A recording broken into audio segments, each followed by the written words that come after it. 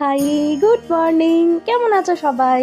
তো সানডে সকালে ঘুম থেকে উঠে ঝটপট রেডি হয়ে চলে গেছিলাম ফার্স্টেই বাগুইহাটি ডান্স ক্লাসে।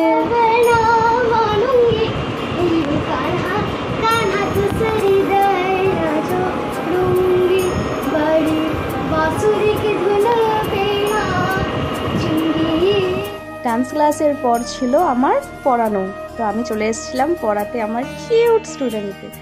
তারপর ওখান থেকে বেরিয়ে পায়ে পায়ে হেঁটে হেঁটে আমি চলে যাচ্ছিলাম বাড়ি। আচ্ছা, এই ফার্স্টে যে গানটা দিয়ে আমি ব্লগটা শুরু করলাম, গানটা কে কে জানো আর কি গান, মানে কার লেখা, অবশ্যই কমেন্ট করো যদি কেউ জানো। তো তারপর বাড়িতে এসে একটু মাথায় তেল লাগিয়ে নিলাম, নিয়ে এই ছোট বোনকে নিয়ে একটু মুখে একটু এদিক ওদিক করাচ্ছিলাম। হেভি লাগে ওর ছোট্ট ছোট্ট হাতগুলোতে। তোমরা কে কে এরকম করো ছোট বোনদেরকে দিয়ে, সেটাও কিন্তু অবশ্যই জানিও। তারপর স্নান করে খেয়ে ইভিনিংয়ে বেরিয়ে গেছিলাম আমি ঘুরতে। মানে আমি গেছিলাম বিনোদিনী থিয়েটার, যেটা স্টার থিয়েটার ছিল, সেখানে বিনোদিনী দেখতে সিনেমাটা আমার খুবই ভালো লেগেছে। তারপর সিনেমা দেখে বাড়ি চলে এলাম। তো বাড়ি এসে বাড়িতে কেউ ছিল না, সবাই চলে গেছিলো স্কুলে, যেহেতু সানডে ইভিনিংয়ে আমাদের ডান্স স্কুল থাকে, মানে যেখানে ডান্স, গান অ্যান্ড ড্রয়িং আর সিনথেসাইজার চারটেই শেখানো হয়। তো সেই ক্লাসে গেছিলো, আমার ডান্স ক্লাস ছিল না এই সানডেতে। তারপর বাড়ি এসে ড্রেস চেঞ্জ করিনি আমি, এখন জাস্ট আমি চুলটুলগুলোকে একটু বেঁধে টেঁধে নিয়ে কানের দুল, ঘড়ি এগুলোকে খুলে রেখে একটু হালকা ফ্রেশ হয়ে একটু চা খেলাম।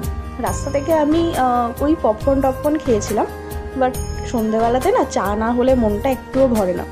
তো চাটা খেয়ে তারপর বসে গেছিলাম একটু রিয়াজ করতে। আসলে অনেক দিন রিয়াজ করা হয় না, মানে বেশিরভাগই কি হয়, উইকডেজগুলোতে অফিস টফিস থাকে, তো তার জন্য আর বাড়ি ফিরে রাতে টিউশন করে বাড়ি ফিরি, তো রিয়াজ করা হয় না। তো আমি বসেছিলাম একটু রিয়াজ করতে।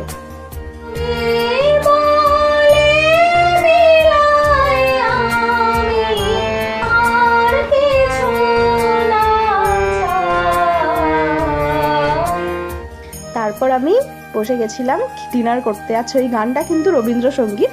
গানটা কে কে গেস করতে পেরেছো অবশ্যই জানিও। তারপর আর কি ডিনার করে চলে যাচ্ছিলাম শুতে। ভিডিওটা ভালো লাগলে চ্যানেলটা সাবস্ক্রাইব করো, লাইক করো, শেয়ার করো, কমেন্ট করে জানিও কেমন লাগলো। Tata, love you, good night.